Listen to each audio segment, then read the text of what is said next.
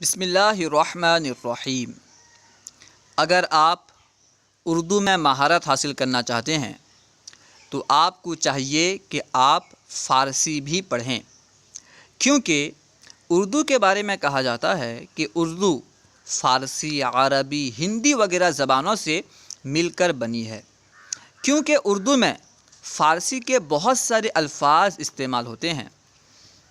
اسی وجہ سے اردو میں مہارت حاصل کرنے کے لیے، اردو میں کتاب لکھنے کے لیے، اردو میں شعر و شاعری کرنے کے لیے، صحیح طرح اردو سمجھنے کے لیے فارسی سیکھنا بہت ضروری ہے۔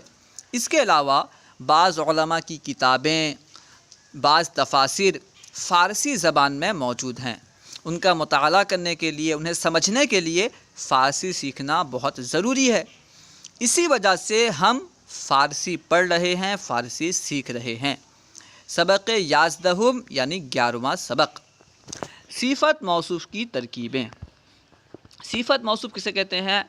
آسان الفاظ میں یوں سمجھیں، کبھی ایسا ہوتا ہے کہ ایک اسم کے ذریعے دوسری اسم کی اچھائی، برائی یا کیفیت بیان کی جاتی ہے۔ جیسے ہم اردو میں کہتے ہیں نیک لڑکا، تو ہم نے نیک کے ذریعے، لفظ نیک کے ذریعے لڑکے کی اچھائی کو بیان کیا۔ نیک لڑکا، کیسا لڑکا؟ نیک لڑکا۔ تو جس اسم کے ذریعے کسی کی اچھائی، برائی یا کیفیت بیان کی جائے اسے کہتے ہیں صفت، اور جس کی اچھائی، برائی یا کیفیت بیان کی جائے اسے کہتے ہیں موصوف۔ نیک لڑکا، اس میں کیونکہ نیک کے ذریعے، لفظ نیک کے ذریعے لڑکے کی صفت بیان کی جا رہی ہے، لڑکے کی اچھائی بیان کی جا رہی ہے، تو لفظ نیک ہوا صفت اور لڑکا ہوا موصوف۔ اردو میں پہلے صفت اور بعد میں موصوف آتا ہے، جبکہ فارسی میں پہلے موصوف بعد میں صفت آتی ہے۔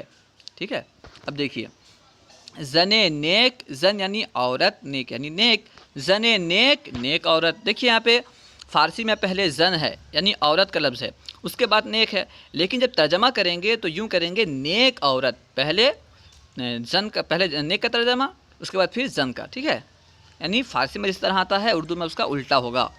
زن نیک، نیک عورت۔ آب پلید، آب یعنی پانی، پلید یعنی گندا، آب پلید گندا پانی، آب پلید گندا پانی۔ کار بد، کار یعنی کام، بد یعنی برا، کار بد برا کام، کار بد برا کام۔ کلاہ کہنا، کلاہ کہتے ہیں ٹوپی کو، کہنا یعنی پرانی، کلاہ کہنا پرانی ٹوپی، کلاہ کہنا پرانی ٹوپی۔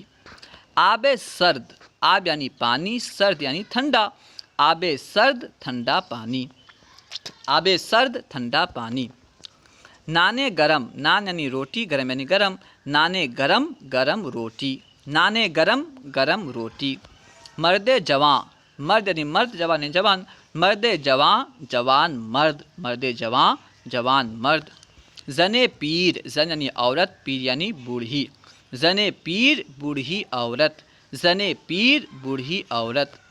چاقو تیز، چاقو یعنی چاقو، تیز یعنی تیز، چاقو تیز، تیز چاقو، چاقو تیز، تیز چاقو۔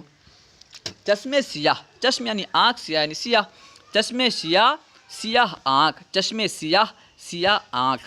جامہ سفید، جامہ یعنی جامہ، کپڑا، لباس، سفید یعنی سفید، جامہ سفید، سفید لباس، جامہ سفید، سفید لباس۔ رنگ سرخ، سرخ رنگ، رنگ یعنی رنگ، سرخ یعنی سرخ، رنگ سرخ، سرخ رنگ۔ روئے زرد، رو یعنی چہرہ، زرد یعنی زرد، روئے زرد، زرد چہرہ، روئے زرد، زرد چہرہ، روئے زرد، زرد چہرہ۔ روئے زیبا، رو یعنی چہرہ، زیبا یعنی خوبصورت، روئے زیبا، خوبصورت چہرہ، روئے زیبا، خوبصورت چہرہ۔ کارد کند، کارد یعنی چھری، کند یعنی کند، بھوتری جو بیدھار ہوتی ہے۔ کارد کند، کند چھری، بھوتری چھری، کارد کند، کند چھری۔ اسپ پھربا، اسپ یعنی گھوڑا، پھربا یعنی موٹا، اسپ پھربا موٹا گھوڑا، اسپ پھربا موٹا گھوڑا۔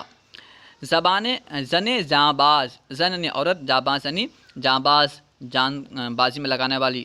ٹھیک ہے، زن جانباز، جانباز عورت، زن جانباز، جانباز عورت۔ دل غمگین، دل یعنی دل، غمگین یعنی غمگین، دل غمگین، غمگین دل، دل غمگین، غمگین دل۔ راہ فراخ، راہ کا معنی راستہ، فراخ کا معنی چوڑا کشادہ، راہ فراخ چوڑا راستہ، راہ فراخ چوڑا راستہ۔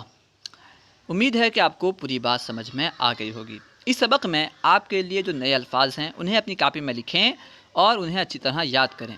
یاد کرنے کے بعد ان کا استعمال کریں تو انشاءاللہ عز و جل آپ بہت جلد ہی فارسی سیکھ جائیں گے۔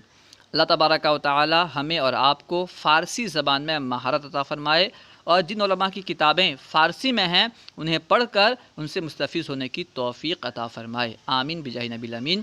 السلام علیکم ورحمۃ اللہ وبرکاتہ۔